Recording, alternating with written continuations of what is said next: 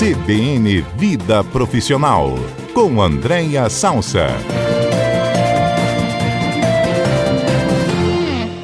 Bom dia, Andréia. Bom dia, Álvaro. Vamos lá, então. Como preparar os jovens para um mercado cada vez mais dinâmico? É equivocado pensar que todo jovem já entra no mercado, pronto para o mercado, como se ele fosse sempre já apto a essas novas dinâmicas que o mercado tem? De jeito nenhum equivocado. Inclusive, não só hoje, como sempre, né? Inclusive, isso é um grande desafio, né, Álvaro, da nossa educação, e o Brasil tem passado por isso, que é essa conexão do que os jovens estão aprendendo na escola e que o mercado tem exigido. Isso sempre existiu, né? É só a gente pensar aí, principalmente os nossos ouvintes, inclusive dando também bom dia para eles e para os nossos colegas do estúdio.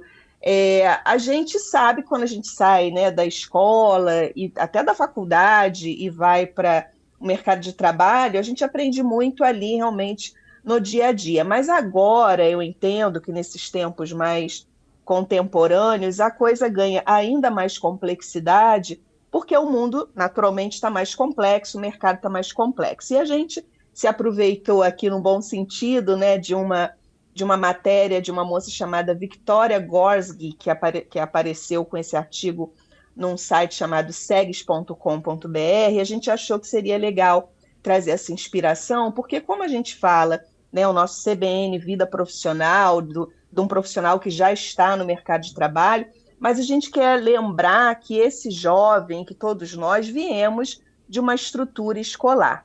E a gente lembra, Álvaro, que o Brasil tomou uma decisão importante lá agora em 2017, né? Quer dizer, já vai fazer quase 10 anos, mas que foi a Base Nacional Comum Curricular. Por que que isso apareceu, né? Exatamente porque tentando ajustar esse equilíbrio do mercado, das demandas da sociedade, para essa nova pauta educativa, né? Tentando aliar aí a própria educação, a tecnologia, habilidades socioemocionais, que é super importante, estão tentando aí atualizar. Só que começou com a educação infantil, o ensino fundamental, fazendo ali uma experimentação, e em 2018 ampliou também para o ensino médio. E eu lembro, Álvaro, que eu fui convidada, salvo engano, em 2019, para um debate. Tem um programa que o Serginho Grosman sempre faz na Rede Gazeta, né, dessa roda educacional com os jovens, e eu fui chamada como uma das participantes para falar sobre essa Base Nacional Comum Curricular. É a Arena Profissões, né? Arena Profissões Educares. Isso, Álvaro, isso aí, a Arena Profissões, que o Serginho...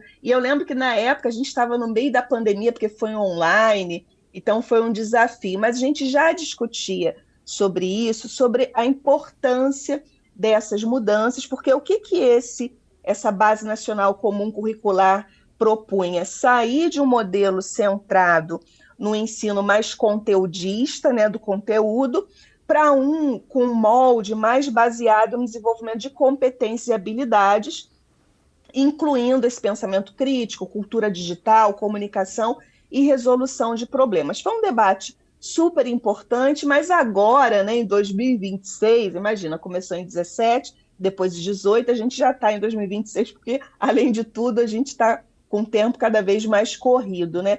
E hoje, o que é esse balanço? Que a execução desse plano, ele é um ponto crítico, porque é claro que esse avanço no papel, ele é super importante, mas a implementação total, ela ainda esbarra em desafios estruturais, né? Que é a formação de professores. Então, um desafio enorme, que é a desigualdade de acesso. A gente, né, Álvaro, vive num país numa dimensão continental e com um abismo socioeconômico, né, enorme. Então, a gente nunca não podemos ser, inclusive, responsáveis, né, de pensar a educação do nosso país à luz, por exemplo, só do Sudeste ou à luz só da nossa realidade socioeconômica. É toda uma realidade, uma complexidade, que, inclusive, a gente debateu nessa época que eu fui convidada sobre a pandemia que deu uma evidência desse abismo ainda maior socioeconômico, quando os jovens, por exemplo, não tinham nem uma mesa em casa para poder estudar quando a coisa foi para o online, né? Não estava mais no presencial. Enfim, então tem esses desafios. E aí, o que a gente percebe, aí já falando, olhando para o mercado atual hoje, né? O que cada vez mais se exige para além desse domínio técnico, né?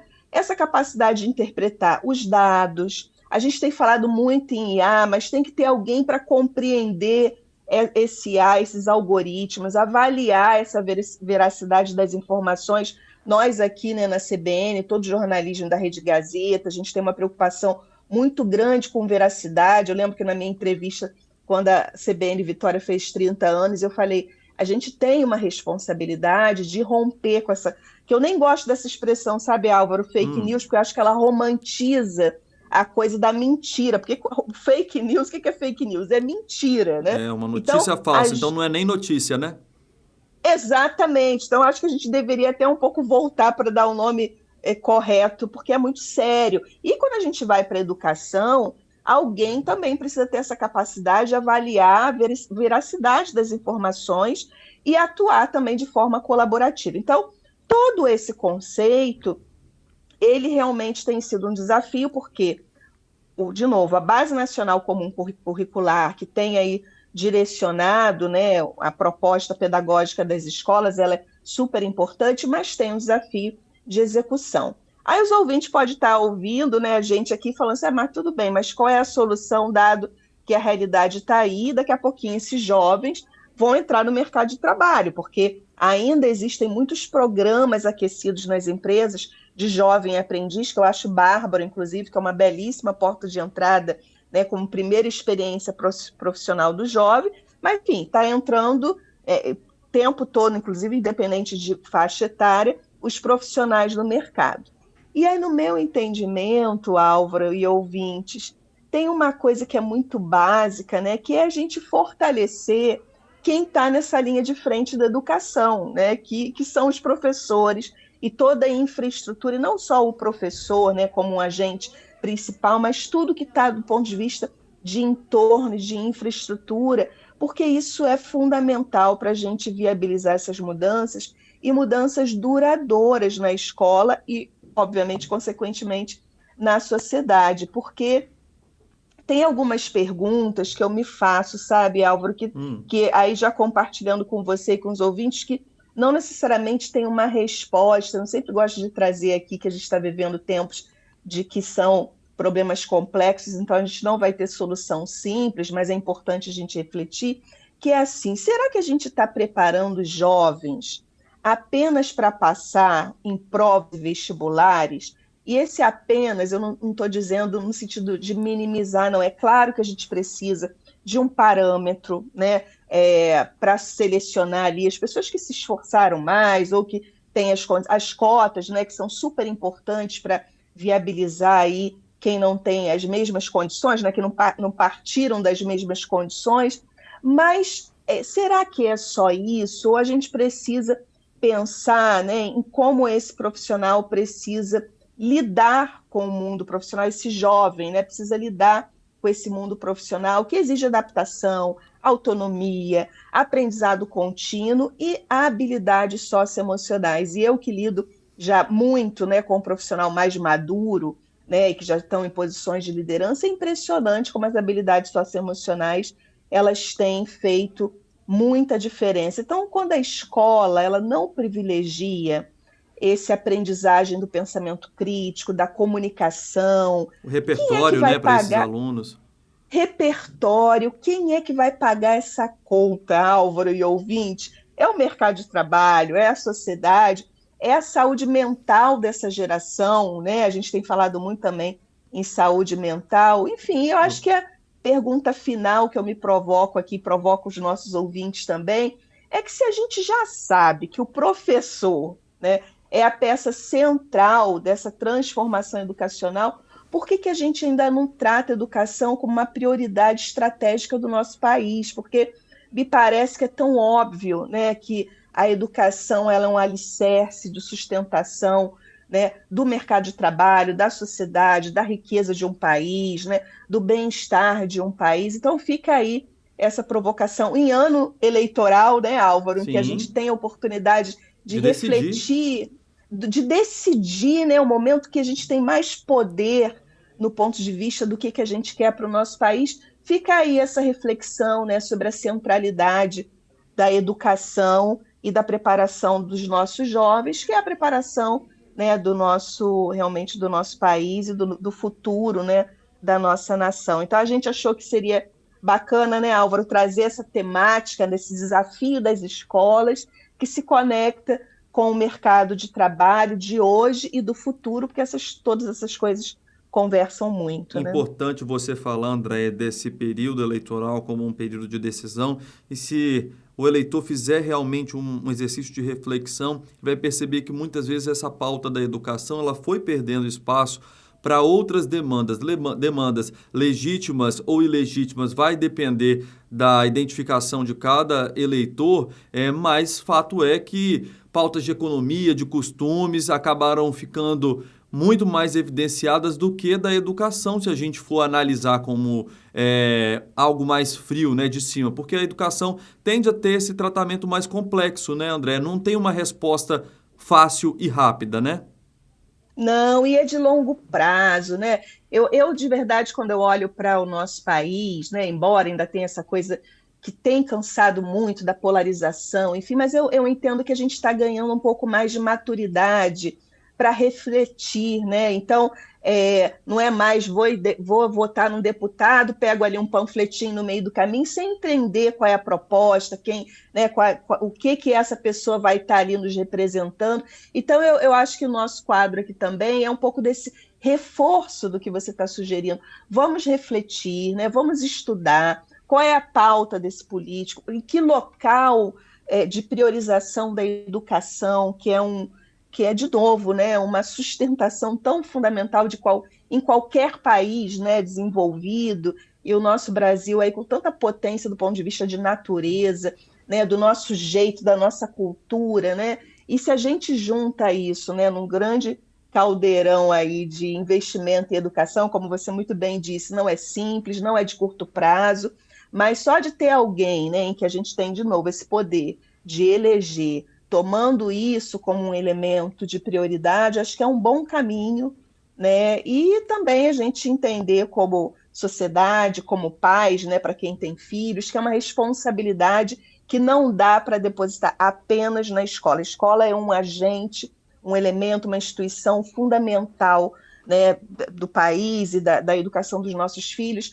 mas nós também temos uma responsabilidade, não só como família, mas como sociedade, nesse processo todo. Então, realmente é uma pauta muito relevante e eu fico muito feliz da gente poder trazer aqui no nosso CBN Vida Profissional. Andréia, se a gente então for analisar daquele ponto de vista que você falou de uma formação na escola, tem sido muito direcionada ao bom desempenho em provas, para o aluno ir bem no Enem, a gente não, claro, deslegitima isso, né? A gente precisa desses indicadores e também de aumentar o quanto puder a formação superior desses alunos, mas ela abandona uma formação de autonomia profissional do ponto de vista em que essa educação muito guiada, em que o aluno tem a resposta na hora de assuntos ou de resolve uma questão, você já sabe se está certo ou está errado. E no mercado de trabalho, nem sempre a gente tem uma resposta imediata para aquilo